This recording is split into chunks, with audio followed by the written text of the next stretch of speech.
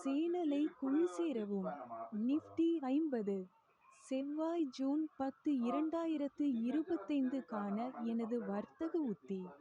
நான் வாங்குவேன். நீண்ட உத்தி. 25100 க்கு மேல் வாங்குவேன். முதல் இலக்கு 25200. இரண்டாவது இலக்கு 25460. இழப்பை நிறுத்து. 25050.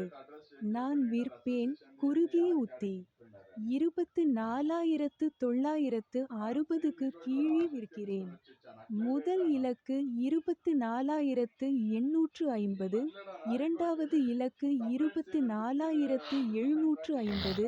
மூன்றாவது இலக்கு 24550. இழப்பை நிறுத்து. 25000. மறுப்பு.